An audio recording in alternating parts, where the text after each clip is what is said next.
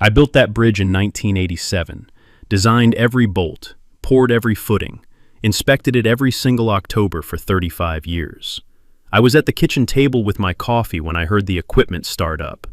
I knew that sound, 14 years of county bridge work, an excavator, working hard. I put on my boots and walked out.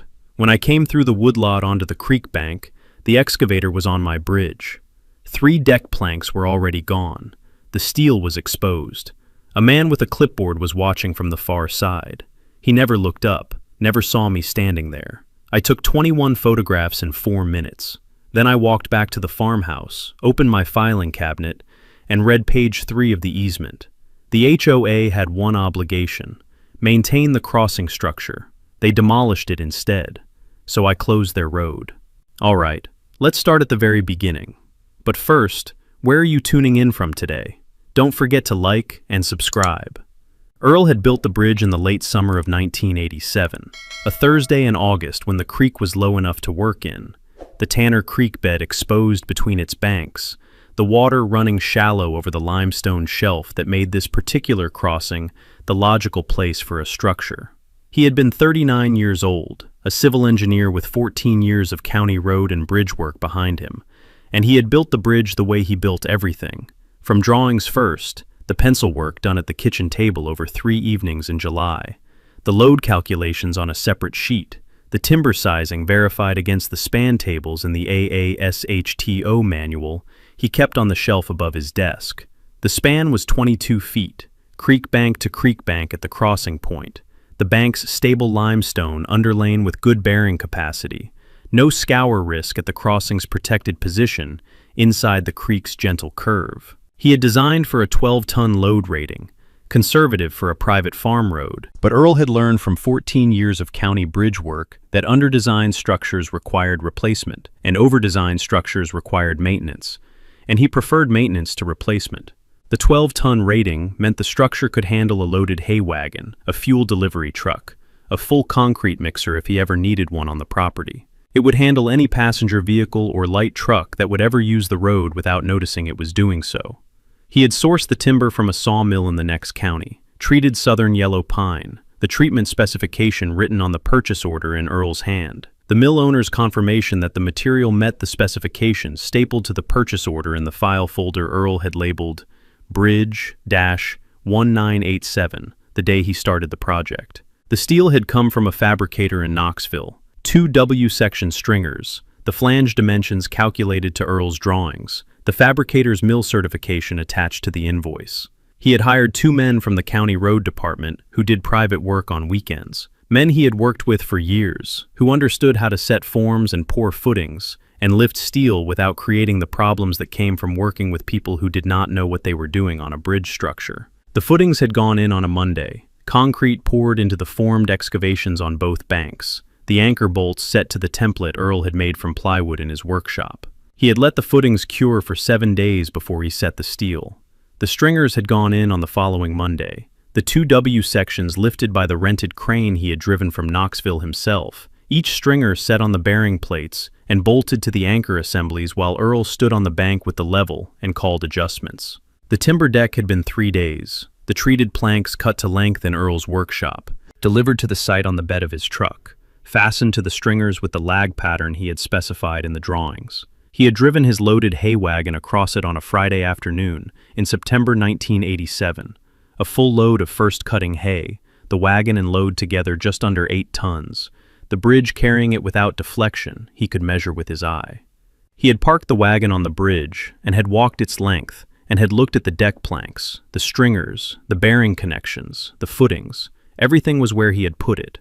Everything was doing what he had designed it to do. He had opened the Bridge 1987 folder when he got back to the farmhouse and had written the first entry in the maintenance log, a lined composition notebook, the date in the upper left corner, the entry reading, Initial load test, hay wagon, approximately 8 tons, no visible deflection, deck planks tight, bearing connections solid, footings undisturbed, structure performing to design. He had been keeping that maintenance log ever since. The 180 acres had belonged to Howard Presley for 22 years before Earl bought them, Howard having acquired the property in 1989, 2 years after Earl built the bridge, in a transaction that had required Earl to negotiate a written license with Howard for the bridge's continued existence on what was now Howard's land. The license had been a 2-page instrument, informal by the standards of recorded property documents, but sufficient for the purpose. Howard acknowledging the bridge's existence on the property's southwestern creek crossing, Earl retaining the right to maintain and use the bridge for access to his adjacent timber and hay operation on the property's western section, the license running with the land. Earl and Howard had been neighbors in the uncomplicated way that rural Tennessee neighbors of their generation managed adjacency. A phone call when there was a question, an acknowledgement at the feed store, a general understanding that each man's land was his own, and that the bridge was Earl's structure on Howard's land, and that both of them understood the distinction without needing to discuss it further than the 2-page license required. Howard had been approached by Valley Ridge Partners in 2002, a development LLC out of Knoxville, 2 principals named Garrison and Webb, the company having identified the eastern section of Howard's 180 acres as a suitable site for a residential subdivision if road access could be established. The eastern section had no direct county road frontage. Its access depended on the private road that ran from the county highway across the southwestern corner of the property, over Earl's Bridge at the Tanner Creek crossing, and east along the valley floor to the eastern acreage.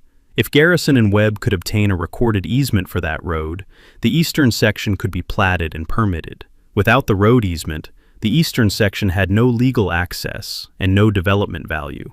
Howard had been willing to discuss a sale of the eastern section, but had insisted on setting the easement terms before any sale agreement was reached. He had called Earl before he called Valley Ridge Partners back. He had said, "Earl, Howard, Valley Ridge Partners wants to buy my eastern section for a subdivision.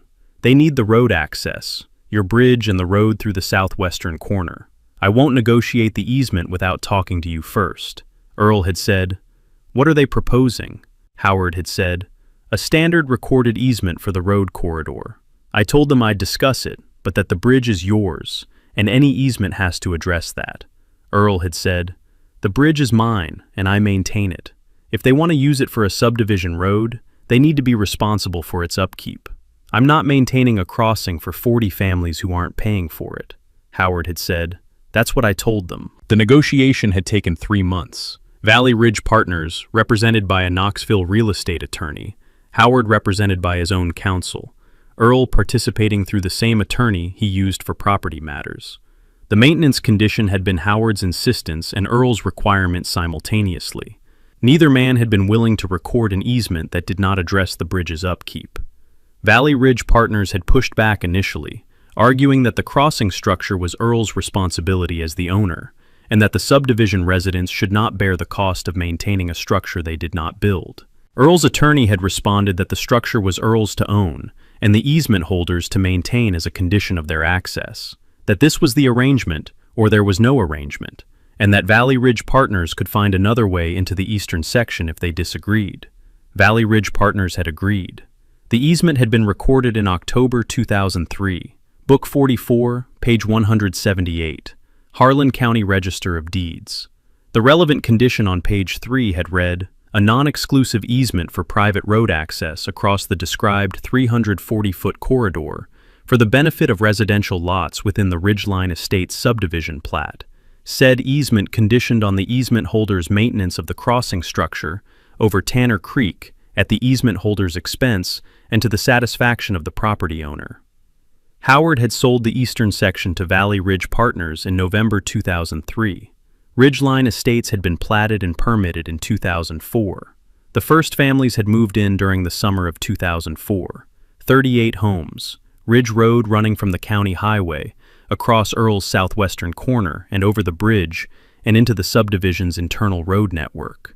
Earl had watched the subdivision go in from the western side of his property, the construction activity visible across the hayfield, the Ridge Road traffic increasing from 0 to the daily passage of 38 households over the course of a year. He had continued his annual bridge inspections in the fall of each year, the maintenance log entry made each October after he had walked the structure, checked the deck planks, examined the bearing connections, looked at the footing conditions. The entries had been consistent across the years. The deck planks tight, the stringers performing, the connections solid, the footings undisturbed. He had replaced 3 deck planks in 2009 when he found checking in the surface treatment and had applied a fresh coat of preservative to the timber deck in 2014 and 2019. The steel had been cleaned and painted in 2008 and 2016. The maintenance log recorded every action, every date, every material used, every observation made. Earl had bought the 180 acres from Howard Presley in March 2011. Howard retiring to his daughter's home in Chattanooga. The property sale, the last major transaction of Howard's rural Tennessee life. The purchase price had been $420,000. The transaction handled by the same attorney Earl had used for property matters since the bridge easement negotiation in 2003. He had read every instrument in the title chain before closing: the deed, the survey, the tax records, the existing easements and licenses. He had read the 2003 easement in full, including page 3, including the maintenance condition. He had noted it in the margin of his copy with a single annotation: HOA maintenance obligation, condition of easement, verify annually. He had called his attorney before closing and had said, "The subdivision easement has a maintenance condition for the bridge crossing. The condition says the easement holders maintain the structure at their expense and to my satisfaction as the property owner. I want to make sure I understand what I'm acquiring. The easement is on the property, and I become the property owner who determines whether the maintenance is satisfactory." His attorney had said, "That is correct. When you acquire the property, you step into Howard Presley's position as the property owner referenced in the condition. The easement holder's maintenance obligation runs to you as the current property owner." Earl had said, "And if they don't maintain it?" His attorney had said, "Failure to maintain the crossing structure as required by the condition is a breach of the easement's material condition.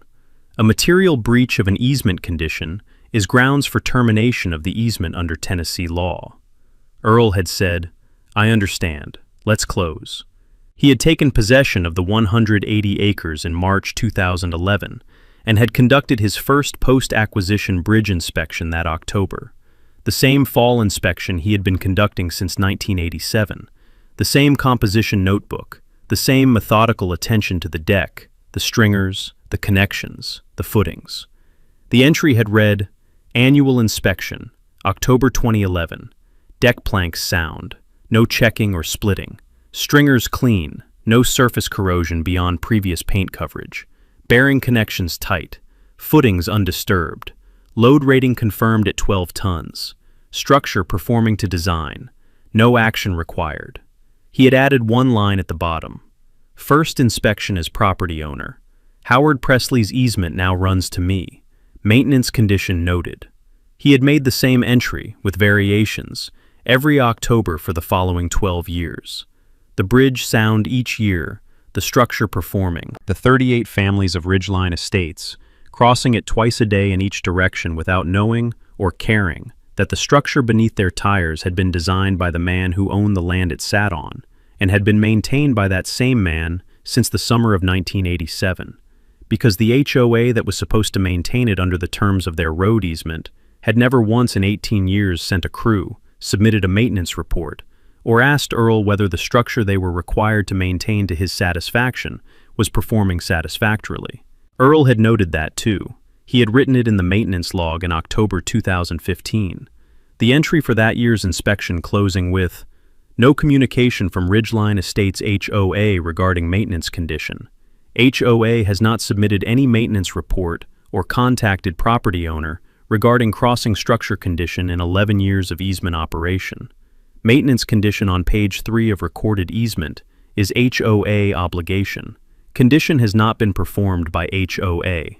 Structure maintained by property owner only." He had written the same observation every October since 2015. The log was consistent. The HOA's maintenance record was consistent in a different way. 18 years of nothing. The subdivision had grown into itself over those years. 38 homes, the families cycling through as people moved in and moved on. The children who had grown up crossing Earl's Bridge on the school bus every morning, now themselves old enough to have children of their own. Ridge Road had been the neighborhood's only direct connection to the county highway from the beginning. The alternate route, a county road loop around the valley's northern end, added 22 minutes to the commute in each direction, and was what Ridgeline Estates residents used when Ridge Road was temporarily closed for weather or repaving. The bridge was the road, and the road was the neighborhood's artery, and Earl's maintenance log documented its condition every October with the same quiet precision that Earl brought to everything he recorded. Sandra Pruitt had moved into cabin 14, lot 22, Ridgeline Estates, in 2016, and had become HOA president in 2019 after the previous president moved away. She was organized and energetic in the way that HOA presidents were organized and energetic. She ran the annual meeting, managed the community portal, enforced the covenants, and brought to her role the particular confidence of a person who believed that being HOA president meant having the authority to act on problems she identified as affecting the community. She had identified the bridge as a problem in the spring of 2022.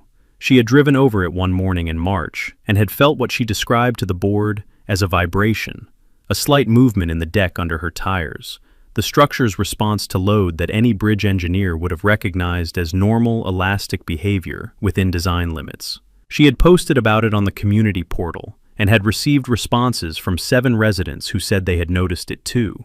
She had called a contractor, not a bridge engineer, a general demolition and excavation contractor named Pete Ferris, whose company did residential foundations and site work, and had asked him to look at the bridge. Pete Ferris had walked across it and had said, "It's old. Those deck planks have some age on them. The steel looks okay, but I'd want to know when it was last inspected." Sandra had taken that as confirmation of her concern.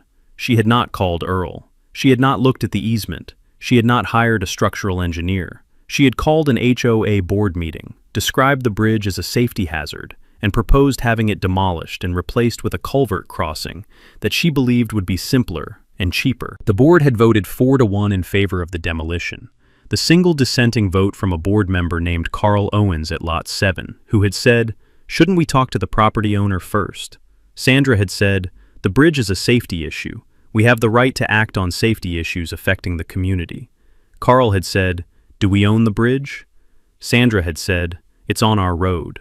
Carl had said, "Is it on our road or on Earl Dunning's property?" Sandra had not answered that question directly.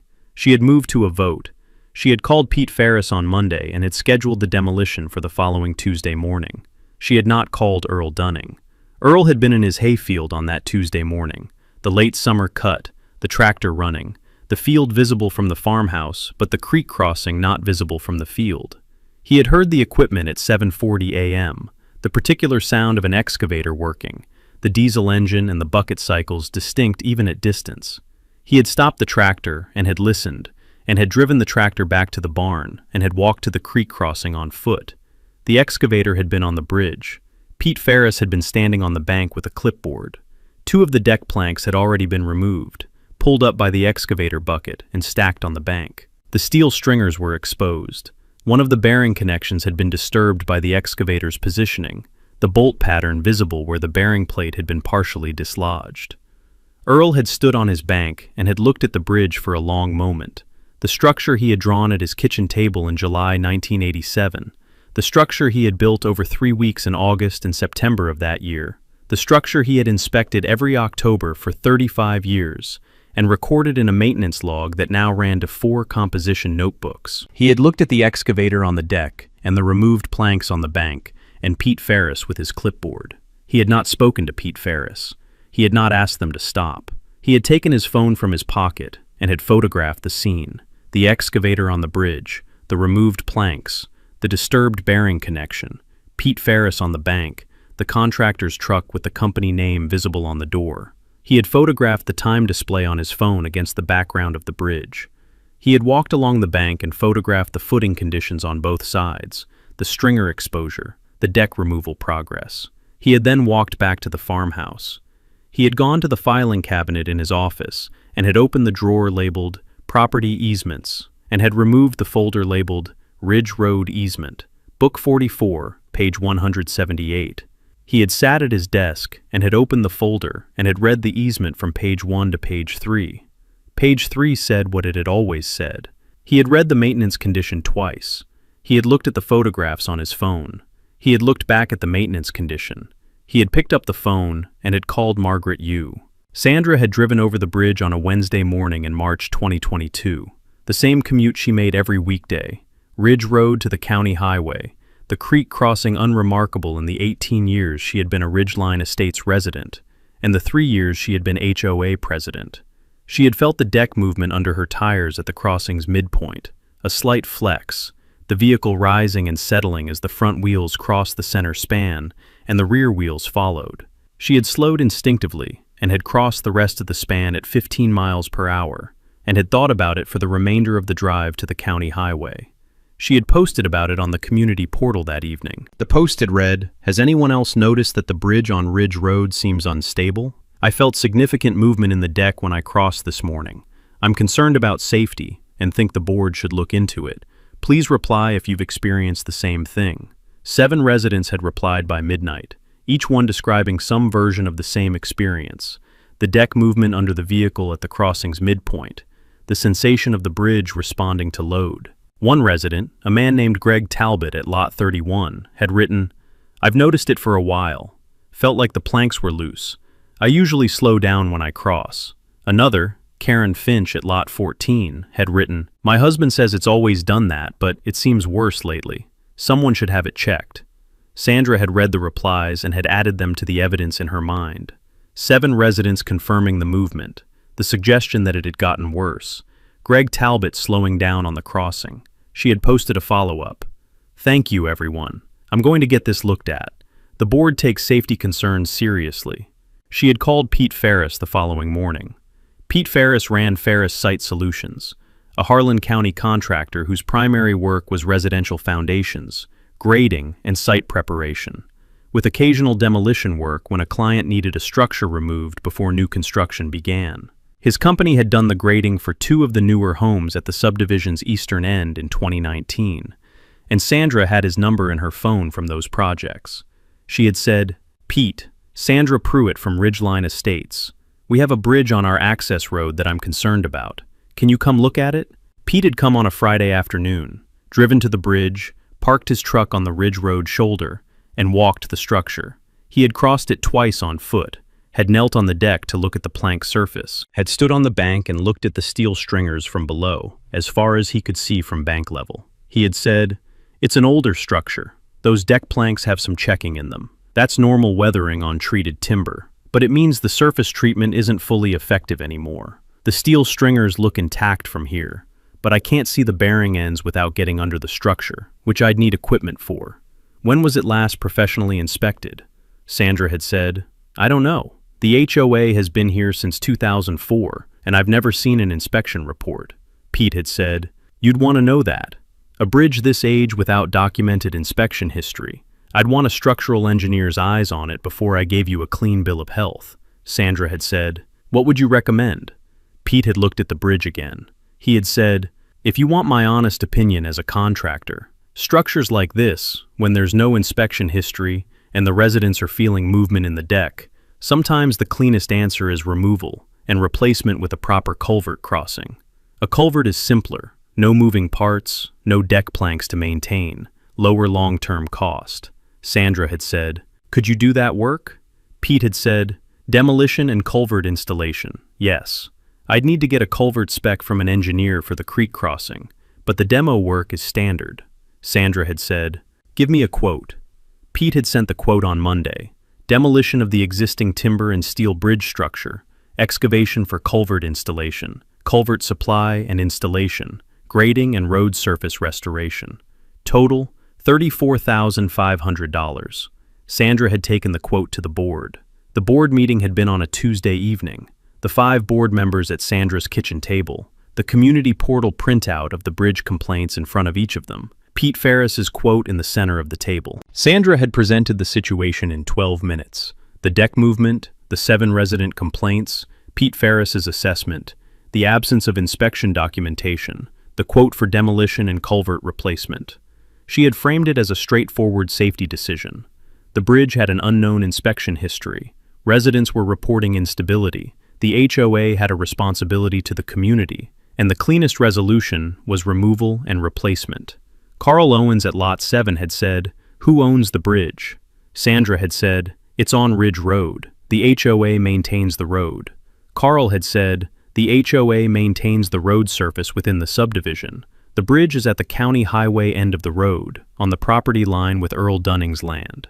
I'm not sure the HOA owns the bridge." Sandra had said, "The bridge is part of the road access. The HOA has authority over road access safety issues." Carl had said, "I think we should look at the easement before we do anything. The road crosses Earl Dunning's property. There's a recorded easement. I'd want to know what it says about the bridge before we hire a contractor." Sandra had said, "Carl, this is a safety issue. We don't need to review a decades-old easement to address a safety issue on our access road." Carl had said, "I'm not saying don't address it. I'm saying read the easement first." Sandra had looked around the table. The other 3 board members had said nothing. The particular silence of people who are not going to disagree with the person running the meeting. Sandra had said, "I'll pull the easement and review it. In the meantime, I'd like a vote on proceeding with the assessment and getting a structural engineer's opinion." Carl had said, "I thought Pete Ferris already assessed it." Sandra had said, "Pete gave a contractor's assessment. I'm proposing we get a structural engineer's opinion." Carl had said, "That seems reasonable." Sandra had not gotten a structural engineer's opinion. She had called Pete Ferris the following morning and had told him they wanted to proceed with the demolition. She had not pulled the easement. She had not called Earl Dunning. The board vote she had conducted at the Tuesday meeting had been on getting a structural engineer's opinion. She had used that vote's outcome, 4-1 in favor of proceeding with assessment, as authorization to proceed with the demolition.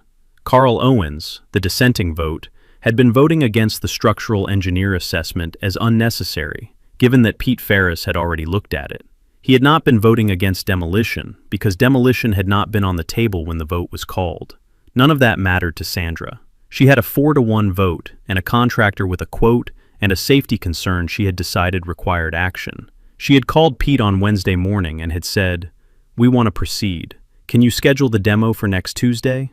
Pete had said, "I'll need to get the culvert spec finalized. Give me until Thursday." The culvert spec had come from an engineering firm Pete used for drainage work. A 2-page calculation for a 48-inch reinforced concrete culvert at the Tanner Creek crossing, the sizing based on Pete's field measurement of the creek channel. The engineer had not visited the site. The spec had been prepared from Pete's measurements and a county GIS map. Sandra had approved the spec by email on Friday. She had not called Earl Dunning. She had not notified the Harlan County Road Department. She had not obtained a permit for work on a creek crossing, a permit that would have required notification to the property owner and a review of the recorded easement by the county's engineering office. She had sent one communication about the bridge demolition before Tuesday morning. It had been a post on the community portal on Monday evening. The board has arranged for safety work on the Ridge Road bridge crossing. The work will begin tomorrow morning. Ridge Road will be temporarily closed during the work. Please use the alternate county road route until further notice. We expect the work to be completed and access restored within 2 to 3 weeks. Earl Dunning was not on the community portal. He had never been invited to join it. It was the Ridgeline Estates HOA's internal communications platform, accessible to the subdivision's 38 households. Earl's land abutted the subdivision, but Earl was not a Ridgeline Estates resident. Sandra had not sent Earl Dunning a letter. She had not called his phone number, which was listed in the county directory. She had not knocked on his door, which was 600 feet from the bridge on a clear gravel road. She had not sent a certified letter. She had not had her attorney send a notice. She had posted to a community portal that Earl could not access, and had scheduled a contractor to demolish a structure on Earl Dunning's property without telling Earl Dunning. Earl had gone to bed on Monday evening at 10 p.m., the August night warm, the windows open, the hayfield visible in the moonlight from the bedroom. He had set his alarm for 5:30 as he always did in late summer, the early mornings being the best time to run the tractor before the heat built. He had been asleep by 10:15. He had woken at 7:32, not to his alarm, which had gone off at 5:30, and which he had silenced after his morning routine, but to a sound. He had been at the kitchen table with his second cup of coffee when the sound reached the farmhouse. The diesel engine of a piece of heavy equipment, the specific sound of an excavator at work, the engine loading and unloading as the bucket cycled. The sound was coming from the direction of the creek crossing. He had set the coffee cup down and had stood up, and had looked out the kitchen window toward the southwestern corner of the property. He could not see the creek crossing from the farmhouse. The hayfield and a woodlot intervened, but the sound was unmistakable. He had been a civil engineer for 14 years, and had spent those years around heavy equipment. He knew what an excavator sounded like when it was working. He had put on his boots and had walked to the creek crossing. The walk had taken 8 minutes, across the hayfield, through the woodlot gap, down the slope to the creek bank. He had heard the equipment more clearly as he approached, the diesel engine and the bucket cycles, and, underneath them, the sound of wood cracking, the particular crack of structural timber being loaded beyond its fastener pattern, the sound of deck planks being pulled. He had come out of the woodlot onto the creek bank at 7:42. The excavator was positioned on the bridge deck, its tracks spanning 2 of the steel stringers, the bucket arm extended, a deck plank in the bucket's grip. 2 planks had already been removed and were stacked on the far bank. The bucket released the 3rd plank onto the stack, and the arm retracted and repositioned for the 4th. Pete Ferris had been standing on the far bank with a clipboard, his back to Earl, watching the excavator operator work. A pickup truck was parked on the Ridge Road shoulder 50 feet from the bridge. Pete Ferris's truck, the company name Ferris Site Solutions on the door in red lettering, the contractor license number below it. A second vehicle, a flatbed, was parked behind the pickup.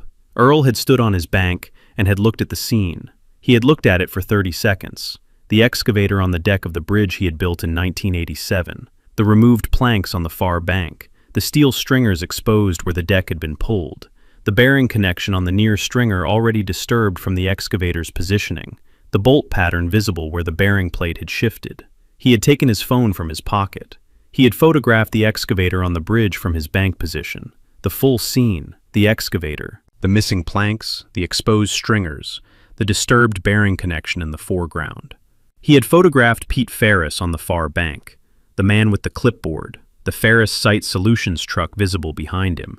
He had photographed the truck specifically, the company name on the door, the license plate, the contractor license number below the logo. He had photographed his phone's time display, held up against the background of the bridge, 7:44 a.m.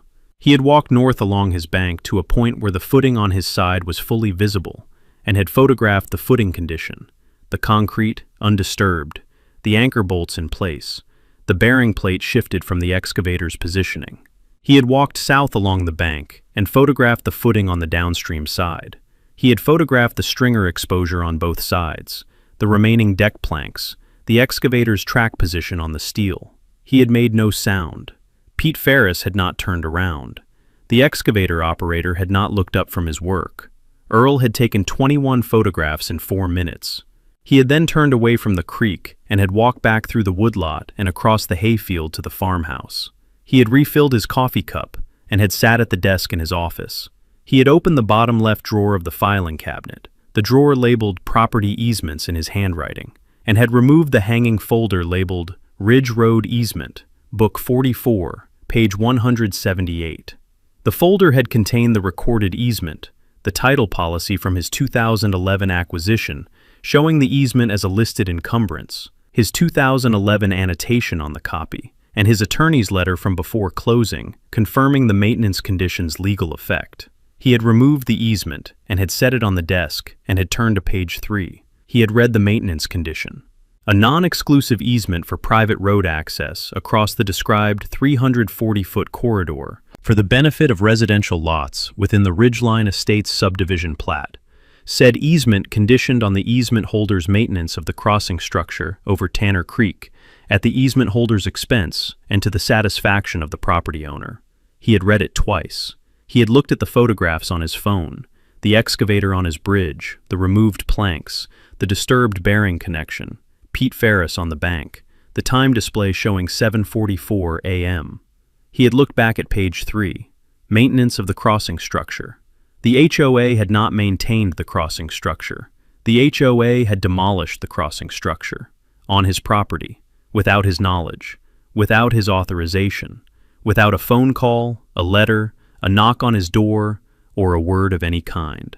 He had looked at the easement for a long moment, the 3 pages, the maintenance condition, the recording information in the upper right corner of page 1. Book 44, page 178, Harlan County Register of Deeds, recorded October 14, 2003. He had picked up the phone and had called Margaret Yu. Margaret had answered on the second ring. It was 8:15 a.m. on a Tuesday, her office day beginning at 7:30. The call from Earl Dunning's number recognized on her screen from the 2011 acquisition work she had done for him, and the 2 property line questions she had handled in the years since. She had said, "Earl, what's happening?" He had said, "Margaret, I need you to look at the Ridge Road easement. Book 44, page 178, Harlan County Register. I'm going to send you photographs while we talk." She had said, "Give me 2 minutes to pull it." She had the Harlan County deed records on her screen in 90 seconds, the county's online index, the Book 44, page 178 instrument loading as a scanned 3-page document. She had read it while Earl's photographs arrived on her phone in a separate thread. 4, then 8, then 14, then 21 images. The excavator on the bridge, the removed planks, the disturbed bearing connection, the contractor's truck, the time display. She had read page 3 while the last photographs loaded. She had said, "Earl, the photographs, this is happening right now, this morning." He had said, "It started at 7:40. I heard the equipment from the farmhouse. By the time I got to the creek, they had already pulled 3 planks. I photographed everything and came back to the house. They're still working." She had said, "You didn't stop them." He had said, "I documented and came back to the house. I didn't speak to anyone." She had been quiet for 3 seconds. She had said, "That was the right call. Tell me what you know about who authorized this." He had said, "I don't know who authorized it. The truck belongs to Ferris Site Solutions. Pete Ferris, local contractor, does site work and foundations. I photographed the company name and license number on the truck door. I have no communication from the HOA about any work on the crossing. No letter, no phone call, nothing." She had said, "How long have you owned the property?" He had said, "Since March 2011. 11 years. She had said, "In 11 years, has the HOA contacted you about the bridge maintenance? Any maintenance report? Any inspection notice? Any communication at all?" He had said, "Not once. I've noted it in my maintenance log every year since 2015. The log documents my annual inspections going back to 1987, when I built the structure. The HOA has never submitted a maintenance report, never asked about the bridge condition, never communicated with me about the crossing structure in any form." Margaret had been quiet for 2 seconds. She had said, "The maintenance log. You have annual entries from 1987 to present." He had said, 4 composition notebooks, each year dated, each inspection described, each maintenance action recorded with the date and materials used. The October 2021 entry is the most recent. Deck planks sound, stringers clean, connections solid, footings undisturbed, load rating confirmed at 12 tons. She had said, "And the HOA's maintenance record." He had said, 18 years of nothing, documented in the logs as an absence. I started noting it specifically in 2015. Each year's entry closes with an observation that the HOA has made no maintenance contact. She had said, "Earl, I'm going to give you the legal analysis, and then I'm going to tell you what we can do. Are you ready?" He had said, "Go ahead." She had said, "The easement's maintenance condition on page 3 is a material condition of the easement grant. Under Tennessee property law, an easement condition is material when it goes to the fundamental basis of the easement's existence, when the parties clearly intended that the easement would not exist without the condition being performed. The maintenance condition here satisfies that standard. The easement grants road access across private property. The access depends on a crossing structure over a creek. The maintenance of that crossing structure is what makes the access physically possible. Without the structure, the road doesn't cross the creek. The condition is not incidental. It is essential to the easement's function." Earl had said, "I agree with that analysis. I've always understood the maintenance condition as the consideration for the access. They get the road, they maintain the bridge." Margaret had said, "That is precisely the legal character of the condition. The easement is conditioned on maintenance because the maintenance is what Howard Presley required in exchange for granting access across his land. When you acquired the property, you became the party entitled to that maintenance performance. The condition runs to the current property owner, which is you." She had paused. She had said, "The HOA has not maintained the crossing structure. That is the first breach. 18 years of non-performance of the maintenance obligation. The HOA has not conducted inspections, has not submitted maintenance reports, has not performed any documented maintenance on the structure, and has not communicated with you, as the property owner, regarding the structure's condition or upkeep. Earl had said, "Documented in my maintenance log."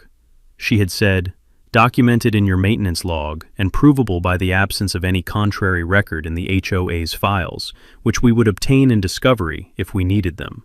The non-performance breach alone is significant, but the photographs you have sent me this morning show something that goes substantially beyond non-performance." She had said, "The HOA did not fail to maintain the crossing structure. The HOA demolished the crossing structure, on your property, without your knowledge or authorization, without any notice to you, without a permit.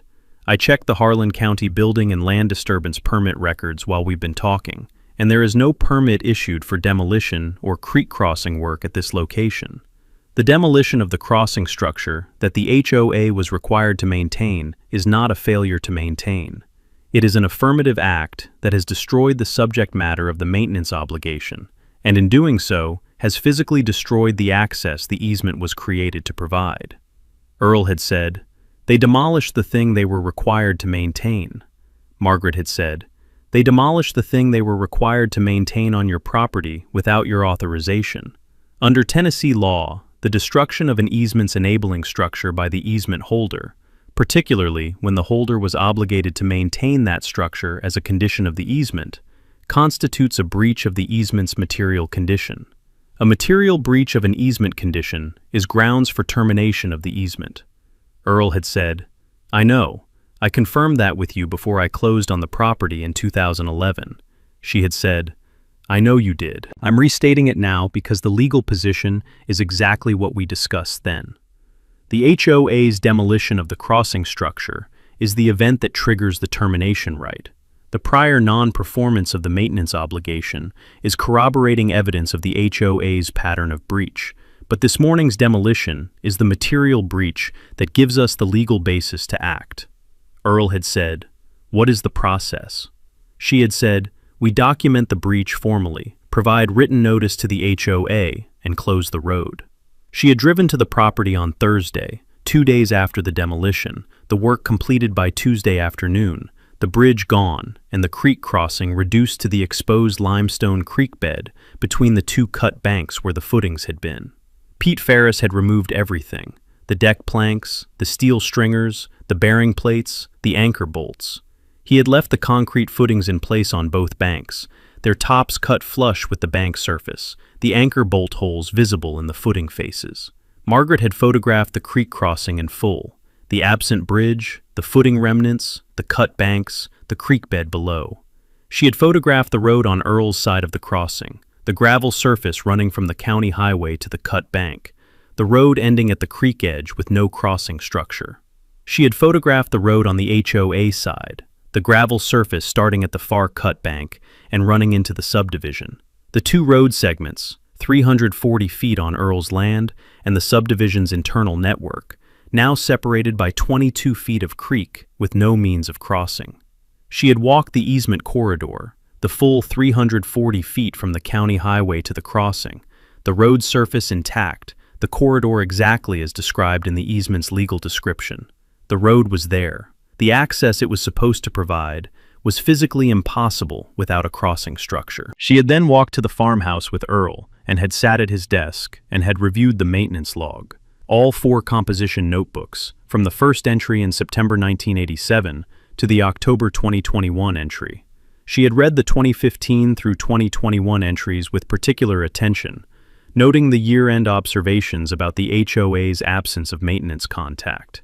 She had said, "The log is exactly what I hoped it would be. 35 years of dated entries, each one describing the inspection findings and any maintenance actions taken. Your handwriting is consistent throughout. The notebooks are worn in the way that a working document is worn, not in the way that a document created after the fact to support a legal position is worn. This log is going to be central to the record." Earl had said, "I started it the day I completed the bridge, every October since." She had said, and the HOA has produced nothing comparable in 18 years of easement operation. He had said, "As far as I know, they have produced nothing at all related to this bridge." She had said, "We're going to find out. When this reaches the negotiating table or a courtroom, the HOA's maintenance records will be subpoenaed. My expectation is that those records will show exactly what your log suggests, that the HOA never treated the maintenance condition as an obligation it needed to perform." She had looked at the easement copy on Earl's desk, the 3 pages, page 3 with the maintenance condition. She had said, "I want to walk through the termination notice requirements under Tennessee law. The easement does not specify a cure period for breach. It was drafted without an explicit termination procedure, which is common in private easements from this period. In the absence of a specified procedure, Tennessee courts apply a reasonable notice standard. The easement holder must receive reasonable written notice of the breach and a reasonable opportunity to cure before the property owner acts on the termination right." Earl had said, "What is reasonable?" She had said, "Courts have found 30 days reasonable for most easement breaches. The cure for this breach, rebuilding the crossing structure to the property owner's satisfaction, is a significant construction project that cannot be completed in 30 days. The cure period gives the HOA the opportunity to respond, but effectively cannot be satisfied in the time provided, which means the termination right matures at the end of the period. We send a 30-day notice. The HOA cannot cure in 30 days, and at the end of 30 days, we have the documented right to close the road." Earl had said, "And closing the road, the mechanism." She had said, "You install a physical barrier across the road on your property. The 340-foot easement corridor is on your land. If the easement is terminated by the HOA's material breach, you are entitled to close the road. The gate goes on your land, on the road that is yours, on the corridor that reverts to your exclusive use when the easement terminates." Earl had said, "What happens to Ridge Road in the meantime, between the notice and the termination date?" She had said, "The easement is still in force during the cure period. The HOA has the right to use the road during the 30 days, but the bridge is gone. They can't cross the creek. The road is physically impassable at the crossing regardless of the easement status. The cure period and the physical reality of the creek are the same problem from different angles." Earl had said, "The road closes itself when they demolish the bridge." Margaret had said, "It closes itself physically the moment they pulled the last stringer. What we are doing with the formal notice and the termination process is closing it legally, establishing the documented record that will support every subsequent action we take." Earl had said, "Write the notice." She had sent it on Friday morning, certified mail to the Lakeview. She had sent it Friday morning to the Ridgeline Estates HOA's registered agent address, the registered agent being Sandra Pruitt as HOA president, the address the subdivision's management office on Lot 1. The notice had been 4 pages, the easement identified by recording reference, the maintenance condition quoted in full, the breach described in 2 categories. The first category was the 18-year non-performance of the maintenance obligation, Earl's annual inspection log cited by date range, the absence of any HOA maintenance record, communication or contact regarding the crossing structure, documented as a pattern of non-performance spanning the full period of Earl's ownership. The second category was the demolition, the August 2022 demolition of the crossing structure by a contractor hired by the HOA, conducted on Earl Dunning's property without his knowledge or authorization, without a required county permit, and without any notice to the property owner. The demolition had been described in factual terms: the date, the contractor, the photographs attached as exhibits, the footing remnants visible in the post-demolition photographs.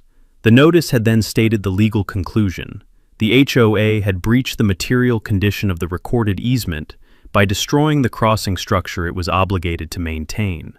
The breach was material because the maintenance of the crossing structure was the essential condition on which the easement had been granted. The breach entitled the property owner to terminate the easement. The cure: the HOA had 30 days from receipt of the notice to reconstruct the crossing structure over Tanner Creek to a condition satisfactory to the property owner. The reconstructed structure was required to meet the load rating and structural specifications of the original structure, as documented in Earl Dunning's construction records and maintenance log, and was required to be certified by a licensed structural engineer before Earl Dunning would assess it for satisfaction. The consequence of non-cure. At the expiration of the 30-day cure period, if the crossing structure had not been reconstructed to the property owner's satisfaction, Earl Dunning would exercise his right to terminate the easement and close the road corridor. The notice had closed with a single sentence that Margaret had written in plain language, rather than the formal register of the preceding pages. Mr. Dunning has maintained this crossing structure at his own expense for 35 years, in the absence of any performance by the easement holders. He did not build this structure so that others could destroy it without consequence. Earl had read the notice before Margaret sent it. He had said, the last sentence. Margaret had said, it stays in. It is accurate, and the HOA's attorney needs to read it before they advise their client on a response. Earl had said, send it. She had sent it Friday morning by certified mail. Sandra Pruitt had signed the delivery receipt the following Monday at 9:17 a.m. The 30-day clock had started Monday. The bridge was gone. The creek crossing was impassable. The clock was running. And Earl Dunning had 35 years of maintenance logs, 21 photographs taken at 7:44 a.m. on a Tuesday morning, and a page 3 maintenance condition that said exactly what it said. The 30 days had run without a response from the HOA that constituted a cure. Sandra had called Margaret's office on the 3rd day after the notice arrived, a Wednesday, the call going to Margaret's assistant, Sandra identifying herself as the Ridgeline Estates HOA president and asking to speak with Margaret Yu about the notice her client had sent. Margaret had called back that afternoon and had listened to Sandra for 4 minutes before she spoke. Sandra had said, the board made a safety decision about the bridge. We had resident complaints about structural instability.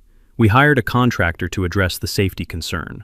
We had no idea Mr. Dunning had any claim on the bridge structure. The bridge is on the access road, and the access road serves our community. Margaret had said, Ms. Pruitt, the bridge was on Mr. Dunning's property. The easement that gives your community access to Ridge Road contains a condition on page 3 requiring the HOA to maintain the crossing structure. The HOA demolished the crossing structure without Mr. Dunning's knowledge or authorization. The notice sets out the legal position and the cure requirement. If the HOA intends to cure the breach by reconstructing the crossing structure within 30 days, Mr. Dunning will assess the reconstructed structure for satisfaction. If the HOA does not cure, Mr. Dunning will exercise his termination right.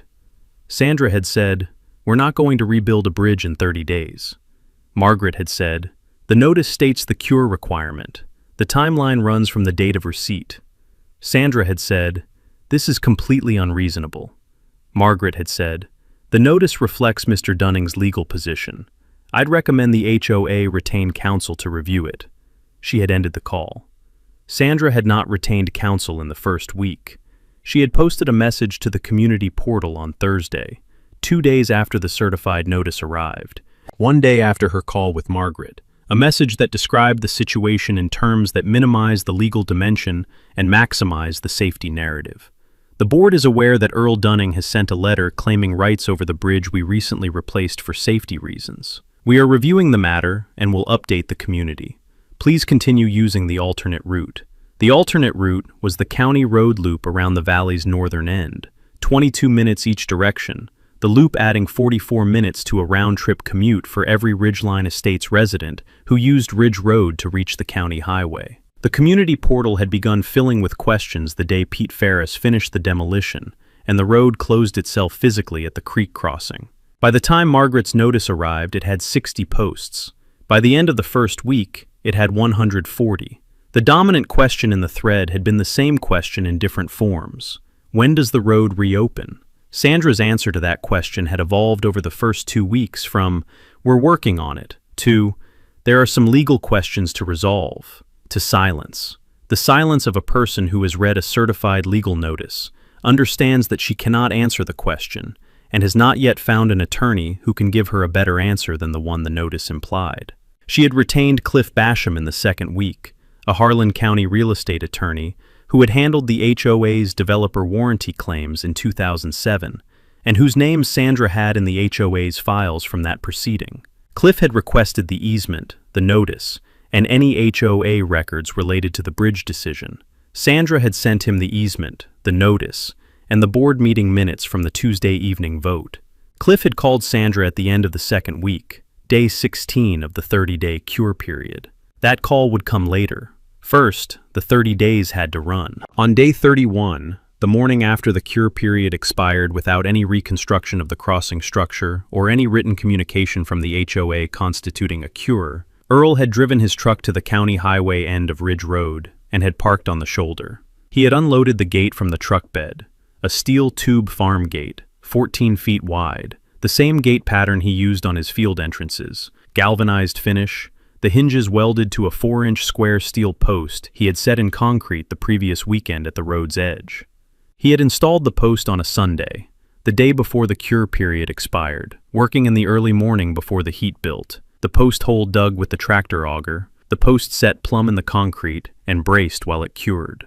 He had checked the concrete cure on Monday evening and had found it solid. Tuesday morning, he had hung the gate. The gate had swung true on the hinges, level, the latch bar meeting the receiver post cleanly, the swing arc clearing the road surface. He had closed it, latched it, and run the chain through the latch in the gate frame and through the loop on the receiver post, and had put the padlock through the chain.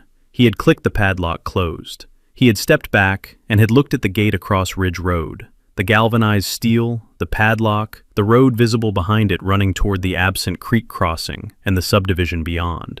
He had photographed it from the county highway side, the gate closed, the padlock visible, the no trespassing signs he had affixed to the gate's top rail at 3-foot intervals. He had photographed it from the roadside, the gate from the subdivision perspective, the county highway visible beyond it. He had photographed the padlock close up, the latch engagement, the post installation. He had noted the time on his phone, 7:51 a.m.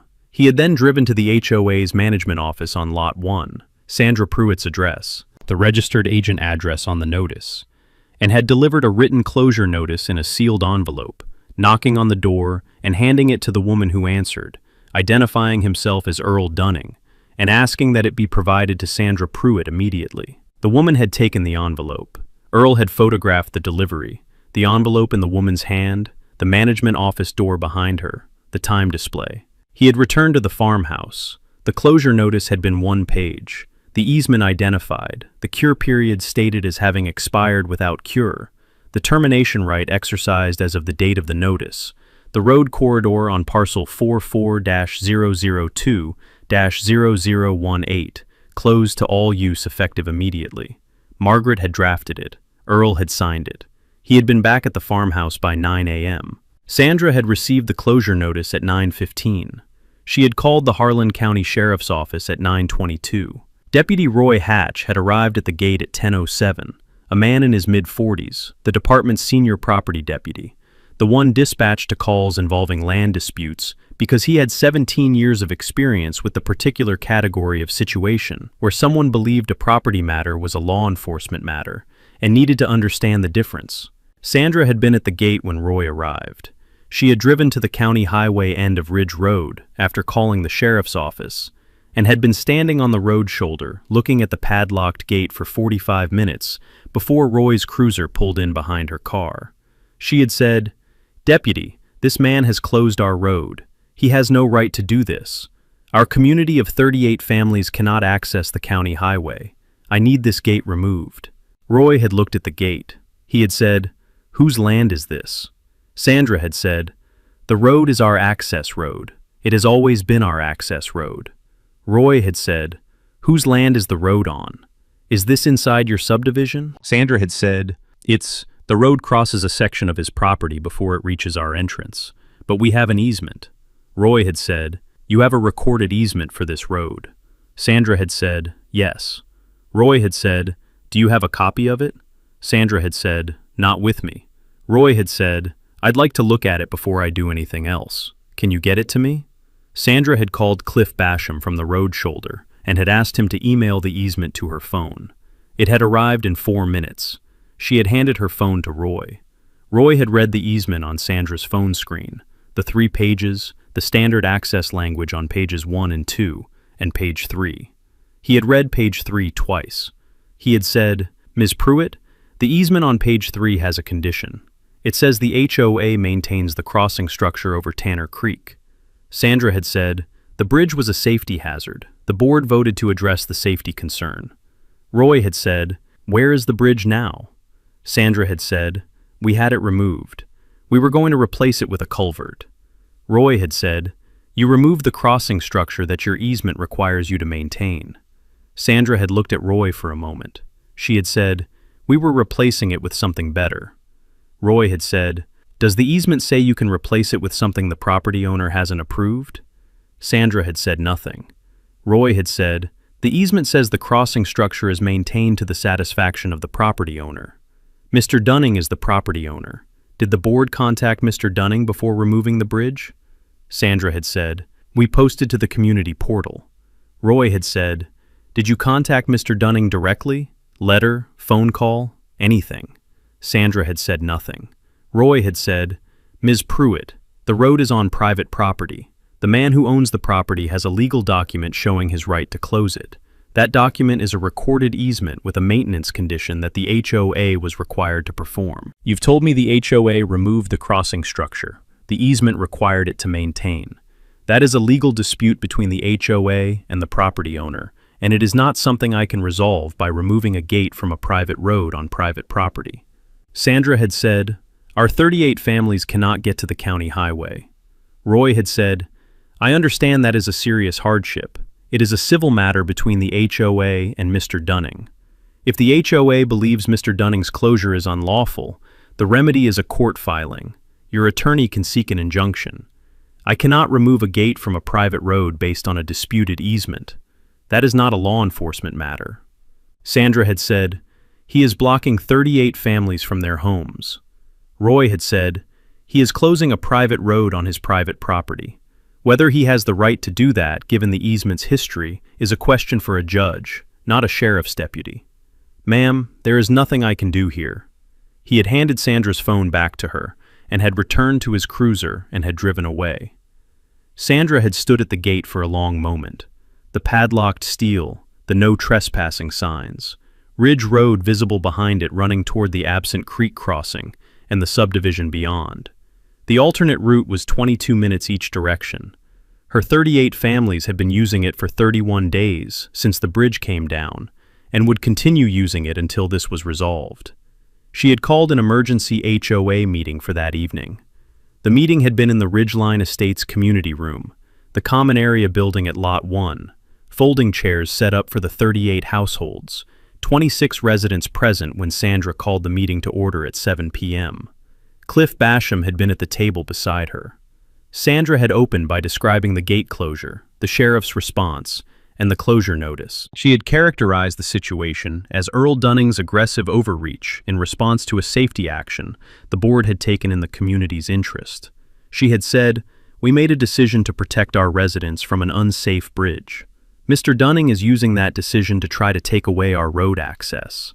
The board is not going to let that happen." Carl Owens had said, "Sandra, I asked at the board meeting whether we owned the bridge. You said the bridge was part of our road. Did you read the easement before you hired the contractor?" Sandra had said, "The board made a safety decision." Carl had said, "Did you read the easement?" Sandra had said, "I reviewed the relevant documents."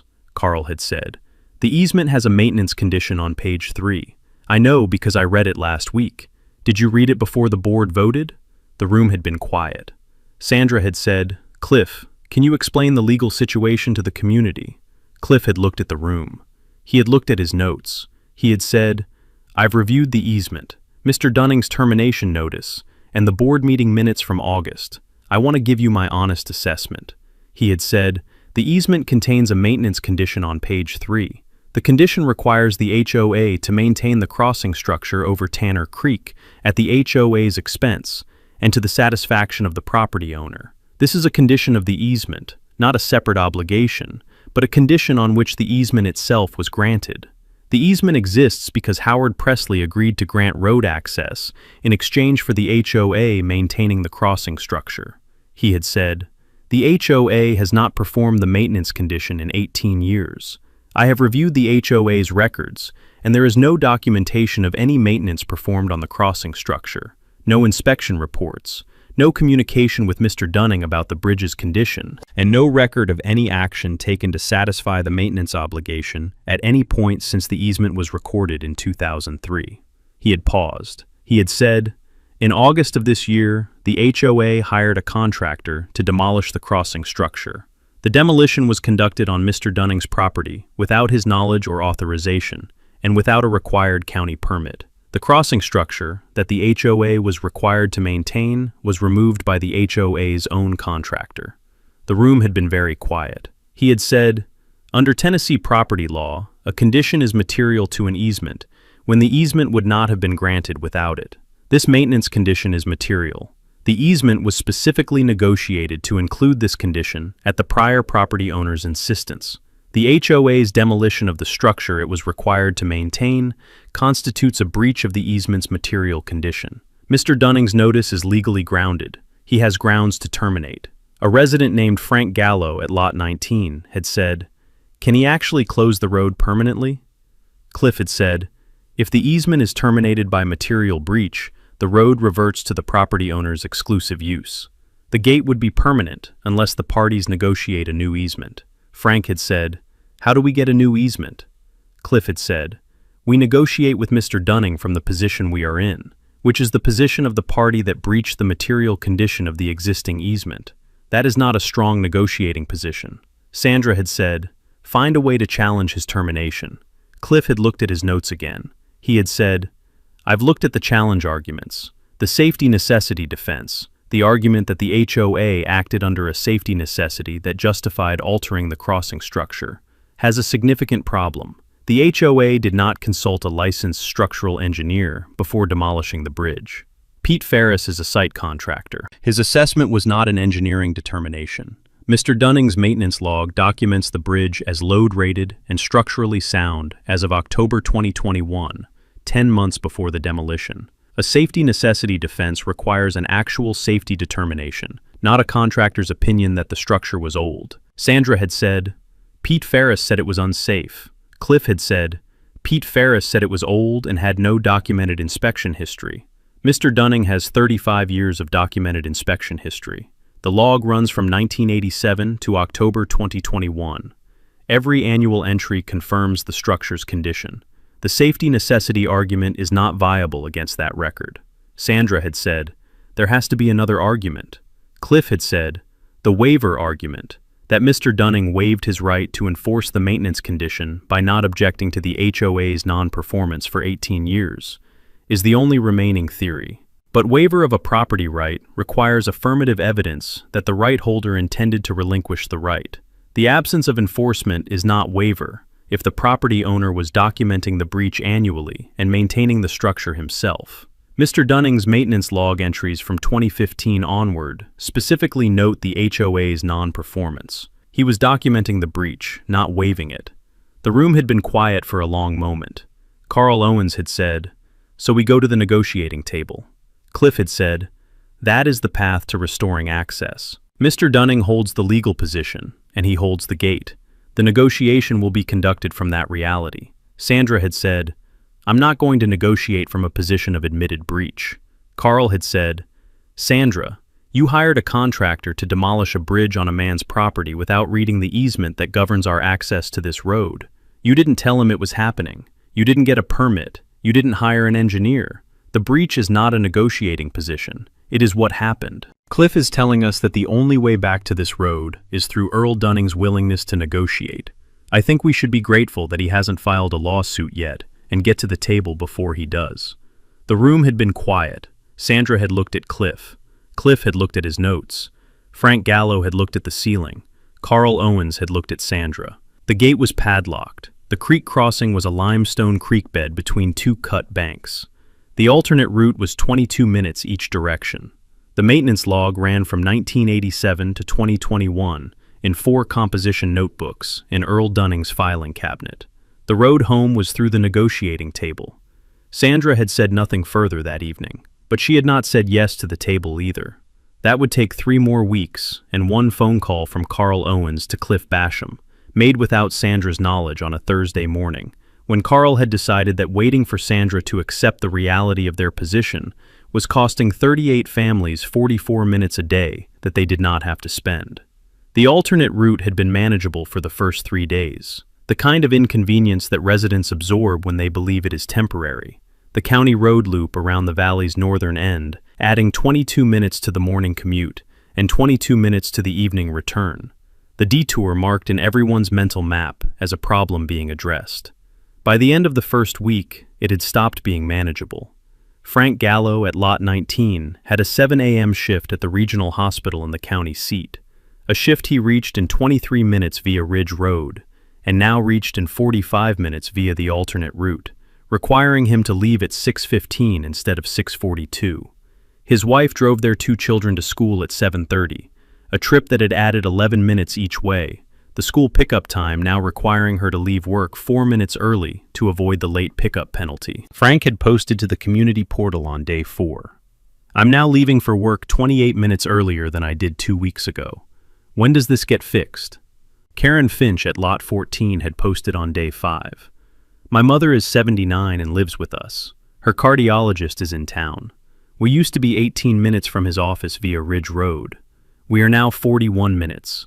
For a woman with her condition, that extra 23 minutes in an emergency is not a small thing. I need to know what the board's plan is, and I need to know now." A retired school teacher named Dorothy Marsh at Lot 4 had posted on day 6. "I have lived in this subdivision since 2006. I have crossed that bridge every day for 16 years. I was told the board was replacing it with something better. I am now learning that the man who owns the land the bridge was on has locked our road. Can someone explain to me how the board decided to demolish a bridge on someone else's property without asking that person first?" The portal thread had reached 200 posts by the end of the second week, the entries shifting from questions about the road reopening to questions about the board's decision-making process, the shift driven by 2 things: Dorothy Marsh's question, which had 31 replies, and which had framed the core issue in plain language that everyone understood, and a post from Carl Owens on day 9. Carl had written, "I want the community to know that at the August board meeting, I asked whether the HOA owned the bridge, and whether we should read the easement before proceeding. I was told the bridge was part of our road, and that the board had authority to act on safety concerns. I voted against the motion. I'm asking Sandra to share the easement with the community so everyone can read page 3. Sandra had replied, "Carl, the board made a safety decision in good faith. The bridge had no inspection history, and residents were reporting instability. The board acted to protect the community." Carl had replied, "Sandra, I asked if we own the bridge. The answer to that question matters. Please share the easement." Sandra had not shared the easement. Greg Talbot at Lot 31 had found it himself. The Harlan County Deed Index was publicly accessible online, and Greg, who worked as a title processor for a mortgage company in the county seat, had pulled Book 44, page 178 on day 11, and had posted it to the portal thread with a comment. "I pulled the easement from the county's records. Page 3 has a maintenance condition. The HOA was required to maintain the bridge at the HOA's expense and to the property owner's satisfaction. I don't see any record of the HOA ever doing that. I also don't see where the HOA notified the property owner before demolishing the structure." The post had received 44 replies in 24 hours. Dorothy Marsh had replied, "So we demolished a bridge we were supposed to maintain, on land we don't own, without telling the owner. Is that what happened?" Greg had replied, "That appears to be what happened." Frank Gallo had replied, "Who authorized this?" Sandra had called an emergency board meeting on day 13. The 5 board members, Cliff Basham dialing in by phone. She had presented the situation as a legal misunderstanding that Cliff was working to resolve. The terminology of misunderstanding chosen to suggest a bilateral confusion rather than a unilateral error. Cliff had corrected the framing within 2 minutes of joining the call. He had said, "Sandra, I want to be direct with the board about the legal position so everyone understands what we're working with." He had said, "The easement's maintenance condition is material. The HOA's demolition of the structure it was required to maintain is a breach of that condition. Mr. Dunning's attorney has sent a formal notice documenting the breach and requiring cure within 30 days. The cure requires reconstruction of the crossing structure to Mr. Dunning's satisfaction. The notice is legally grounded, and Mr. Dunning has a viable termination claim if the breach is not cured. Board member Patricia Vance at Lot 8 had said, "Can we cure it? Can we rebuild the bridge in 30 days?" Cliff had said, "The cure requires an engineered structure certified by a licensed structural engineer and accepted by Mr. Dunning as satisfying the maintenance condition. The design, permitting, fabrication, and construction timeline for a load-rated bridge structure over a creek crossing is not a 30-day project under any realistic construction schedule. The cure period cannot be satisfied in the time provided." Sandra had said, "So the notice is designed to expire." Cliff had said, "The notice is designed to establish the documented record of breach and non-cure that supports the termination right. 30 days is the legally required reasonable notice period. It is not designed to be satisfiable. It is designed to be reasonable, and courts have consistently found 30 days reasonable for easement breach notices. The fact that the cure cannot be completed in 30 days is a consequence of the scope of the breach, not a design feature of the notice." Sandra had said, "We need to challenge the notice." Cliff had said, "I've been through the challenge arguments in detail. The safety necessity defense fails because the board did not retain a licensed structural engineer before proceeding. The contractor's assessment is not a professional engineering determination, and Mr. Dunning has 35 years of documented inspection history showing the structure was sound. The waiver argument fails because Mr. Dunning was documenting the HOA's non-performance annually in his maintenance log while maintaining the structure himself. The lack of notice argument, that Mr. Dunning should have notified the HOA of his intent before closing the road, is procedurally backwards. It was the HOA that was required to notify the property owner before demolishing a structure on his land, and it did not.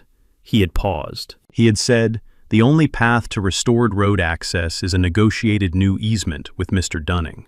That negotiation will proceed from the HOA's position as the party that breached the existing easement's material condition. That is not a favorable starting position, but it is the position we are in."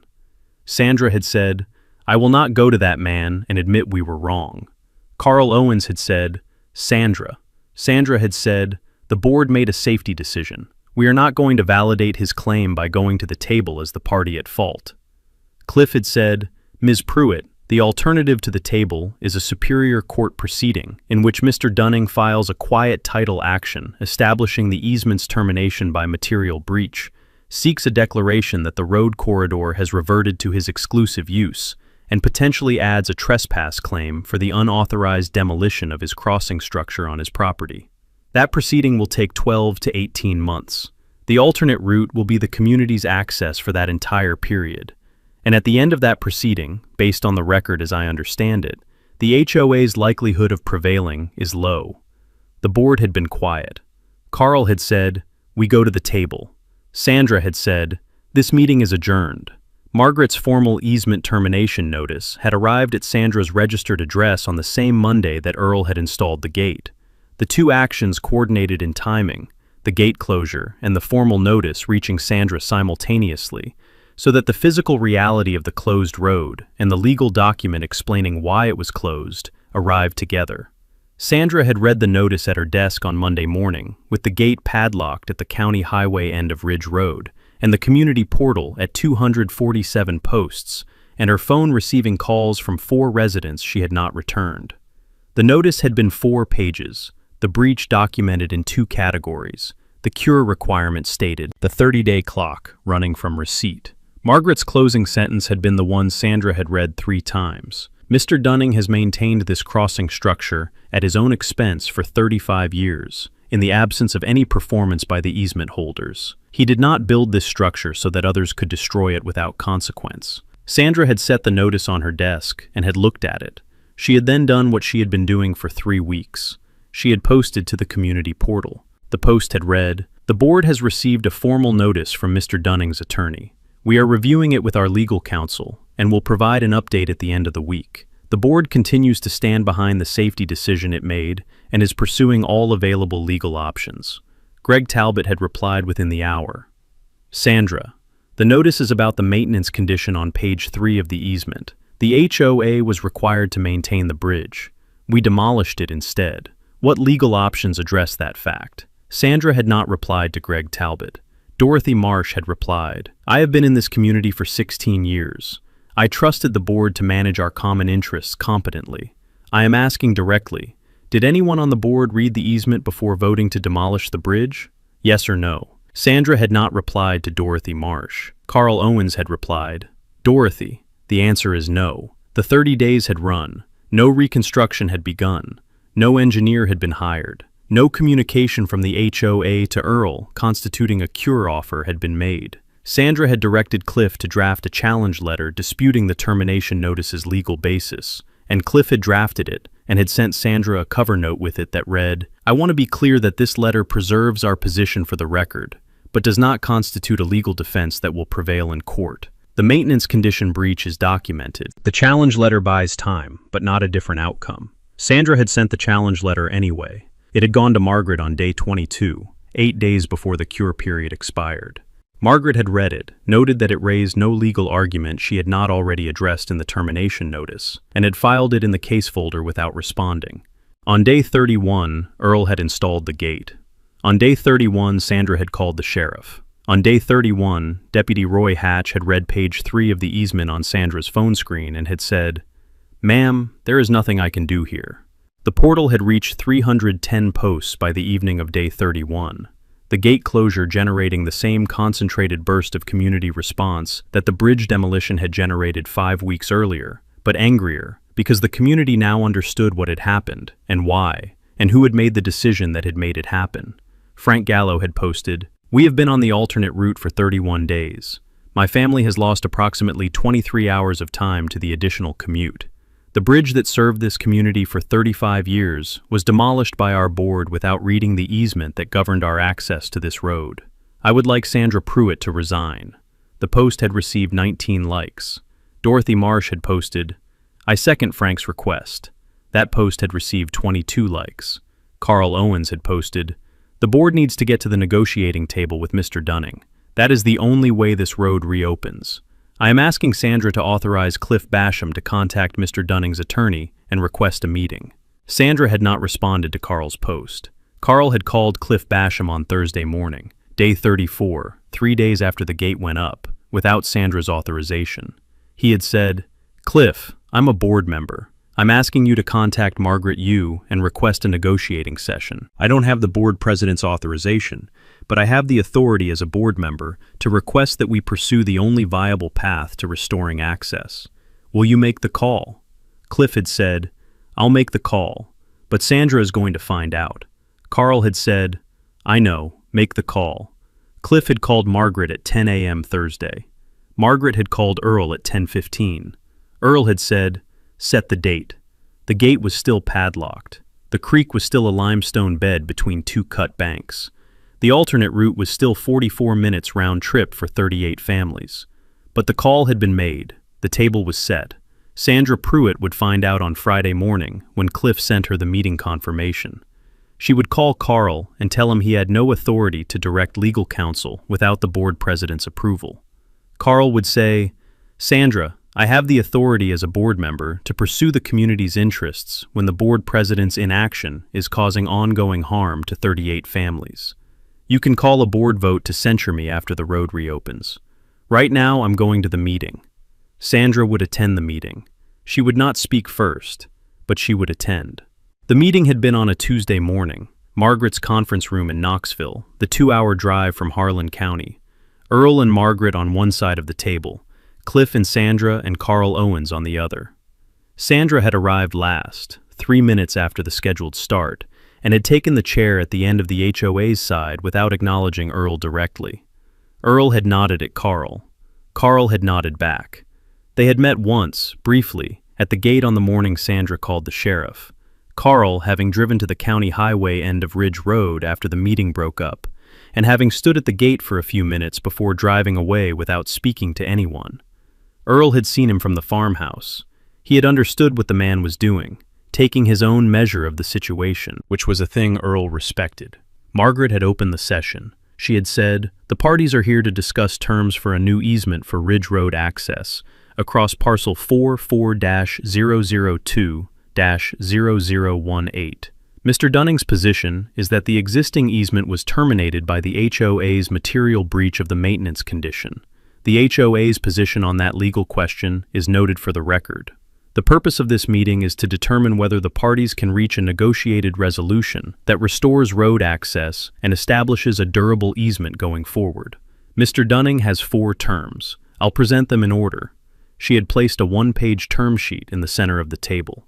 She had said, Term 1. The HOA executes and records an acknowledgement instrument confirming that the demolition of the crossing structure in August 2022 constituted a breach of the maintenance condition in the recorded easement at Book 44, page 178, Harlan County Register of Deeds.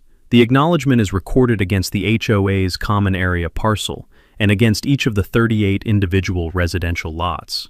It is a public instrument in the county's deed records. Sandra had said, "We are not going to record an admission of liability." Margaret had said, "It is an acknowledgement of breach, not an admission of liability for damages beyond what the settlement provides. The distinction is legally significant. The acknowledgement establishes the record that the prior easement was terminated by breach and that the new easement is a fresh grant made in settlement of the breach claim. Without the acknowledgement, the new easement has no recorded basis for its existence separate from the terminated one. The acknowledgement is not optional." Cliff had looked at Sandra. He had given a small nod. Sandra had said nothing further on Term 1. Margaret had said, Term 2. The HOA funds the complete design and construction of a new engineered crossing structure over Tanner Creek at the Ridge Road location. The structure is designed by a licensed structural engineer, selected from a list of 3 engineers Mr. Dunning will provide.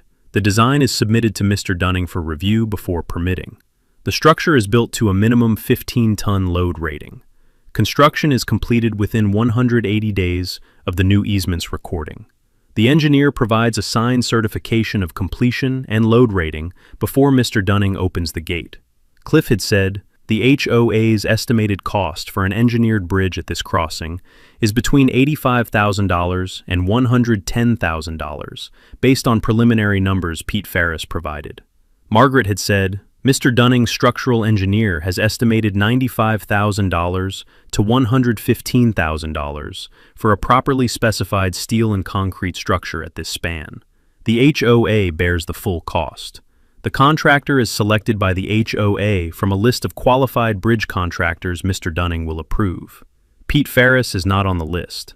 Sandra had said, Pete Ferris did the original assessment. Margaret had said, Pete Ferris demolished a sound bridge structure on Mr. Dunning's property without a permit and without the property owner's knowledge. He is not going to build the replacement. Sandra had said, nothing further on Term 2. Margaret had said, Term 3. The HOA pays Mr. Dunning $28,500 as compensation for the demolition of the 1987 crossing structure. The figure represents the depreciated replacement value of the structure, as assessed by a licensed appraiser. The original construction cost documented in Mr. Dunning's 1987 project records, depreciated over 35 years at standard infrastructure depreciation rates, producing a current value of $28,500 for the structural materials and construction labor that the HOA's contractor removed and disposed of without authorization. Sandra had said, $28,500 for a 35-year-old wooden bridge. Margaret had said, a 35-year-old steel and treated timber bridge that was load rated at 12 tons and documented as structurally sound in an annual inspection log 10 months before the HOA demolished it. The appraisal methodology is standard infrastructure depreciation. The figure is what it is. Sandra had said, we'll pay $12,000. The table had been quiet. Earl had said, his first words of the meeting, the figure is $28,500. It does not move. Sandra had looked at Earl. Earl had looked at Sandra with the particular patience of a man who had been waiting for this moment since 7:44 a.m. on a Tuesday morning in August, when he had stood on the creek bank and watched an excavator pull the deck planks off a bridge he had built with his own drawings and his own hands 35 years earlier. Sandra had said, that is an unreasonable figure for a depreciated structure. Earl had said, the structure was sound, it was performing to design, My maintenance log documents its condition every year for 35 years. Your contractor demolished it on a Tuesday morning without a phone call to me, without a permit, and without a structural engineer's determination that it was unsafe. The figure is $28,500. Sandra had looked at Cliff. Cliff had said, "Sandra, the compensation figure is well documented, and the appraisal methodology is defensible. In a court proceeding, the figure would likely be higher when you add trespass damages for the unauthorized entry and demolition on private property. I'd recommend accepting the figure." Sandra had said nothing for a long moment. She had said, "Fine." Margaret had said, "Term 4. The new easement contains an enhanced maintenance condition and a penalty clause. The maintenance condition requires the HOA to conduct an annual inspection of the crossing structure by a licensed structural engineer. Submit a written inspection report to Mr. Dunning within 30 days of each inspection, and perform any maintenance identified in the inspection report within 60 days. The penalty clause provides that any breach of the maintenance condition, including failure to conduct the annual inspection, failure to submit the inspection report, or failure to perform identified maintenance, results in an automatic $5,000 penalty payable to Mr. Dunning per month of continued breach, with the property owner retaining the right to terminate the easement after 6 months of uncured breach. Cliff had said, "The penalty clause is aggressive." Margaret had said, "The existing easement had no penalty clause. The HOA performed no maintenance for 18 years. The penalty clause ensures that the maintenance condition is treated as an obligation, not a suggestion." Cliff had said, "The HOA will accept the annual inspection requirement and the report submission requirement. The automatic penalty clause, we'd propose a cure notice before the penalty clock starts." Margaret had said, 30-day cure notice before the penalty clock starts. After 30 days of uncured breach, the penalty accrues at $5,000 per month." Cliff had said, "Agreed." The final instrument had been drafted by Margaret over the following week. The acknowledgement and the new easement as 2 separate recorded instruments. The acknowledgement documenting the breach and the termination of the prior easement. The new easement granting fresh access rights with the enhanced maintenance condition and the penalty clause. Cliff had reviewed both instruments and had submitted 2 minor word choice adjustments. Margaret had accepted one and rejected one. The final form had been agreed on a Thursday afternoon by email. The $28,500 compensation had been wired to Margaret's trust account on Friday morning. The signing had been the following Monday. The instruments executed by Sandra Pruitt as HOA president, witnessed and notarized. The acknowledgement signed first, and the new easement signed second. Earl had signed the new easement as grantor, his name on the instrument that gave Ridgeline Estates' 38 families their road back.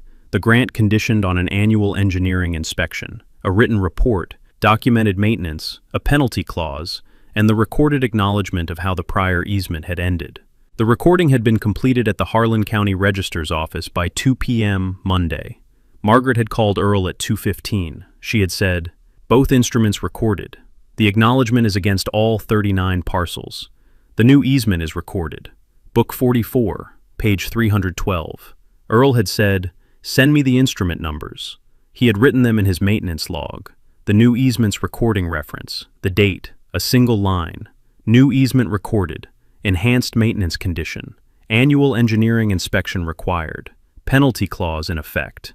He had driven to the gate at 3 p.m. and had removed the padlock. The gate had swung open on its hinges. Level. True. The swing arc clearing the road surface the way it had cleared it the morning he hung it 43 days earlier. He had driven back to the farmhouse, leaving the gate standing open against the fence post. The road was open. The new easement said what it said. The structural engineer Earl had selected from his list of 3 was a woman named Carol Taft, a licensed bridge engineer out of Knoxville with 22 years of small span structure experience, the kind of resume that included county bridge replacements and private creek crossings and agricultural access structures across eastern Tennessee.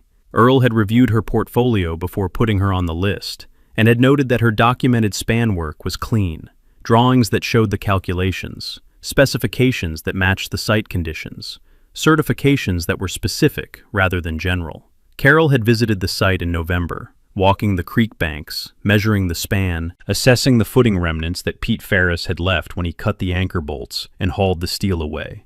She had said, "The footings are sound. The concrete is good, and the bearing capacity at this crossing is solid limestone. I can design around the existing footings if you want to keep them. It saves excavation cost, and the bearing condition is better than what I'd get starting fresh. Earl had said, "The footings are mine. I poured them in 1987. Use them if the design works." Carol had said, "The design works. I'll spec a steel I-beam structure with a concrete deck. More durable than timber, lower maintenance cycle. The concrete deck eliminates the plank replacement issue entirely. 15-ton load rating is required." Earl had said, "The deck surface needs to handle a loaded hay wagon and a fuel delivery truck." Carol had said, 15 tons handles both with margin. I'll have the drawings to you in 3 weeks." The drawings had arrived on schedule, 6 pages, the calculations attached, the bearing plate layout designed around the existing footing bolt patterns. Earl had reviewed them at his desk with the same attention he had applied to his own 1987 drawings. The span calculations, the beam sizing, the deck reinforcement, the bearing connections.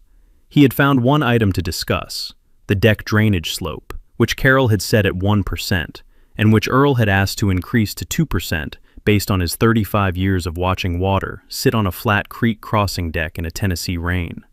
Carol had revised the drawings. The revised set had gone to the county for permits.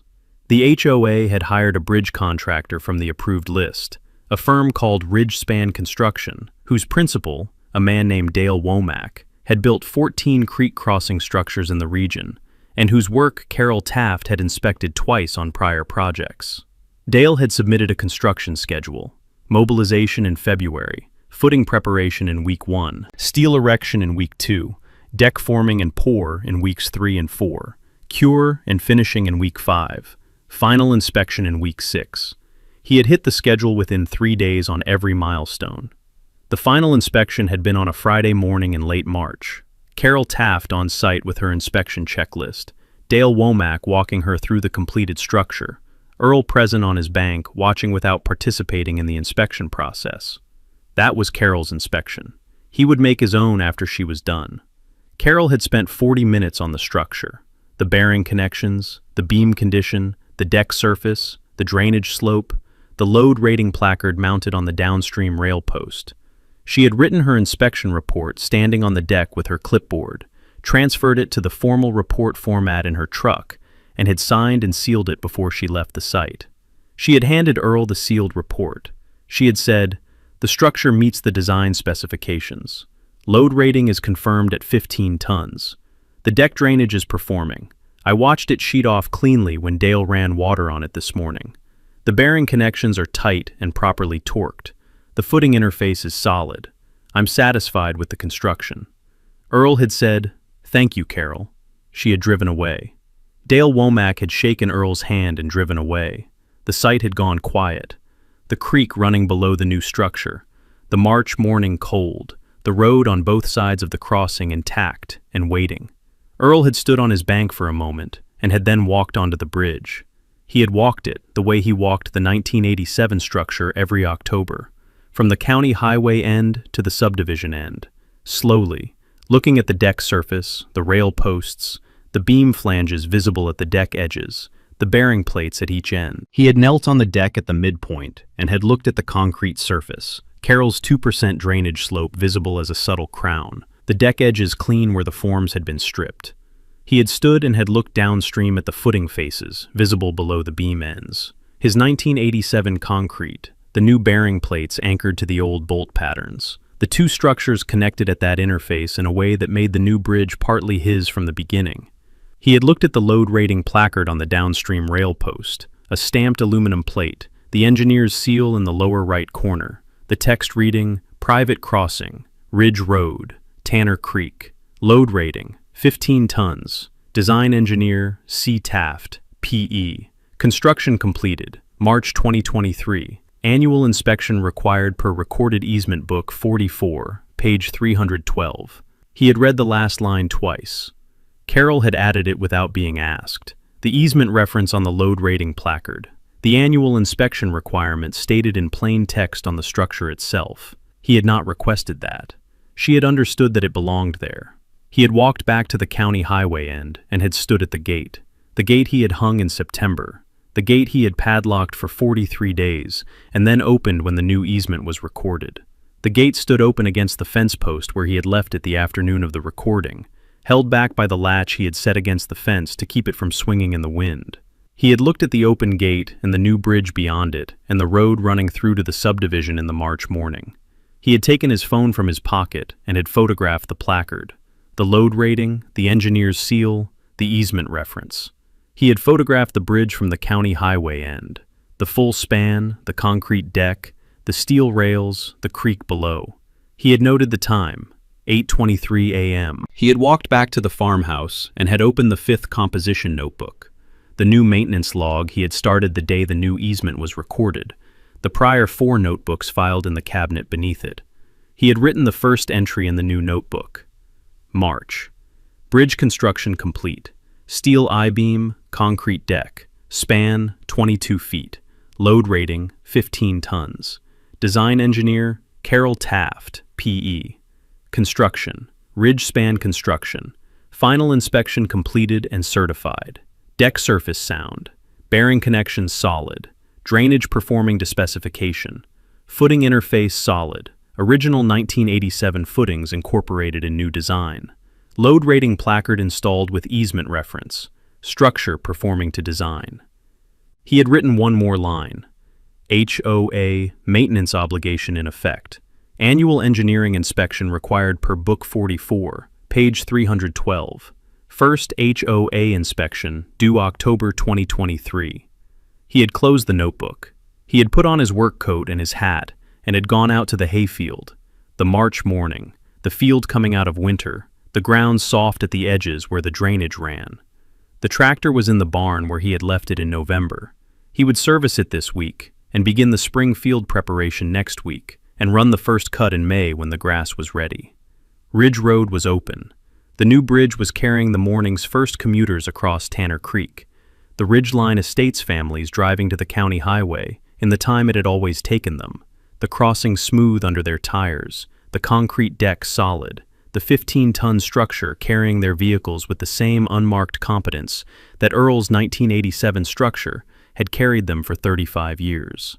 The easement said what it said, the maintenance condition in plain language, the annual inspection requirement, the penalty clause, the acknowledgement of breach recorded against all 39 parcels in the county's permanent deed records. The bridge was Earl's to inspect, the HOA's to maintain. That was how it was always supposed to work. He went to the hayfield.